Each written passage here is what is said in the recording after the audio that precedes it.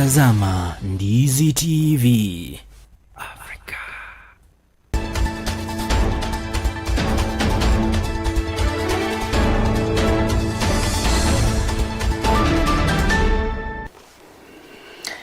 Naam, hujambo mpenzi mtazamaji wa Ndizi TV Afrika na karibu katika mpasho saa 7. Jina langu ni Jeff Nyakundi, mkalimani kwa lugha ya ishara ni Lydia Mose na mwelekezi wangu ni Alex.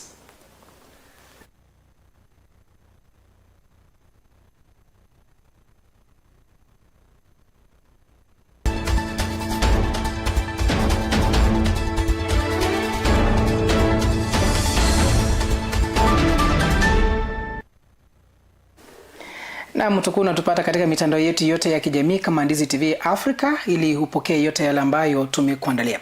Na tukianza taarifa zetu za mpasho saa 7 ni kwamba Rais William Samoei Ruto amepongezwa kwa kuipa kipaumbele sekta ya afya baada ya Hii ni baada ya kuahidi kutoa vifaa vya matibabu vyenye thamani ya shilingi milioni 150 kupitia mpango wa huduma ya vifaa vya taifa NESIP kwa hospitali mpya ya Butere, kaunti ya Kakamega.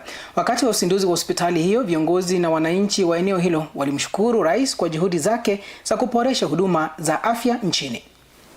Hii, Mheshimiwa Rais, itasaidia agenda ya universal health coverage. Na mimi pia niko na mpango wa kuhakikisha zile project zote ambazo Governor Oparanya alianzisha zimekamilika. Kwa sababu tunajua ya kwamba counties exist in perpetual succession. Ndiposa nilionelea kwamba hiyo hospitali lazima ikamilike. Na mimi nashukuru sana kwa sababu pia umesema leo ya kwamba level 6 pia inaenda kukamilika in the next 9 months. Mheshimiwa Rais apige makofi.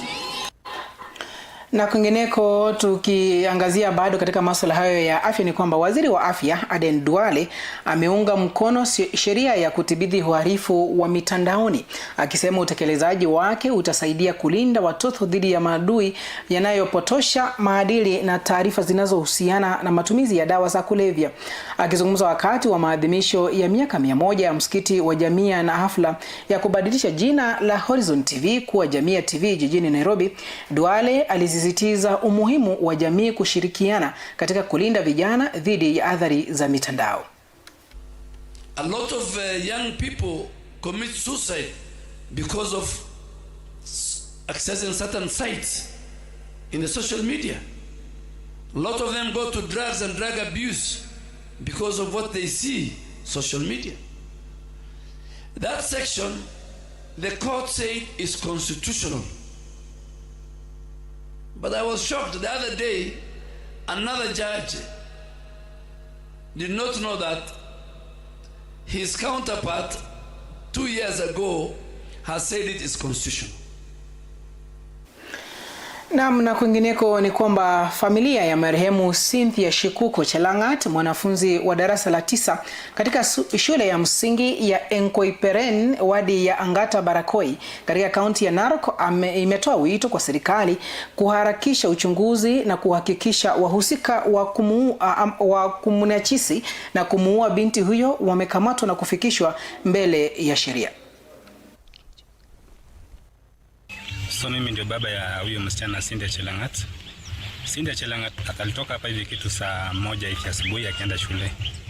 Haya, mimi kwenda kazi ndio aliniambia kitu saa 1 na kuwa huyo na nani ameuawa huyo Cynthia. So ningelitaka tu, kwa sababu familia hatuna chochote, kwa viongozi wale watu ambao labda wanaweza kuwa na uwezo zaidi wapate kutusaidia ili tusaidie hii familia, kwa sababu hakuna chochote. Mtoto mwenyewe ni yatima, ni baba peke yake ndio tuko naye. So ningependa tu yule yoyote ambaye ako na chochote, kuanzia governor, senator na hao wengine wote wa bunge, tunaomba usaidizi kwa hii familia. Bado hatujapangilia mipango yoyote.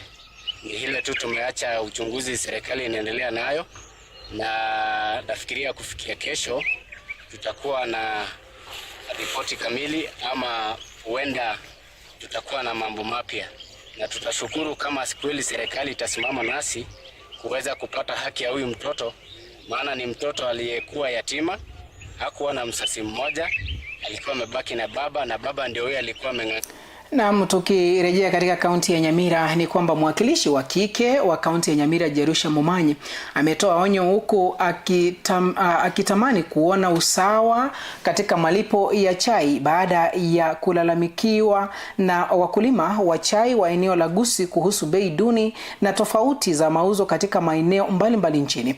Akizungumza eneo la Sironga kwenye hafla ya kufadhili wanafunzi na wanachama wa bodaboda Momanyi aliangazia changamoto hiyo na kuwataka viongozi kuhakikisha wakulima wanapata malipo yanayofaa.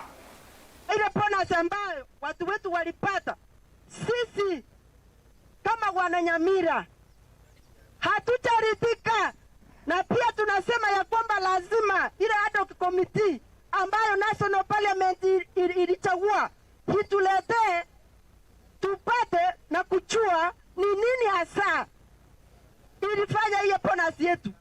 Saa hii kuna factories zingine hata asikupata kitu, wengine walipata 0, wengine wanapata 5, wengine wanapata 10. Sasa ule wakati mwingine tulikuwa tunapata 40, 50. Kwa nini ule wakati na huu wakati imekuwa ni kitu gani? Lazima mjue ya kwamba watu wetu wanaliana, watu wanataka kujua ni nini. Mnataka kujua ni nini? Ni matumaini kwamba wakulima wa chai kutoka eneo la Gusii watakuwa wanapata haki. Na kwingineko katika kaunti ya Homa Bay ni kwamba maandamano yametokea katika mji wa Homa Bay baada ya mahakama kuachilia washukiwa katika kisa cha mwanafunzi aliyepoteza maisha yake kwa kifo cha kikatili. Mwili wa mwanafunzi huyo ulipatikana katika kichaka na uchunguzi umebaini alibakwa kabla ya kuuawa, jambo lililosababisha hasira kubwa miongoni mwa wananchi. Did they release suspect? They were just saying one raping, but murder they didn't say about. Na jana niligundua kweli serikali ya iko hapa Kenya ni serikali ya kutafuta tu pesa, sio ya kutafuta haki ya mtoto. Mnisaidie jamani. We don't have any problem with the suspects. The only problem we have, if the suspect were proven innocent, now who are the killers of this innocent girl? Can the government produce the killers of this innocent girl? And by releasing the suspect to come and stay with us, what is the insecurity within the women in this community?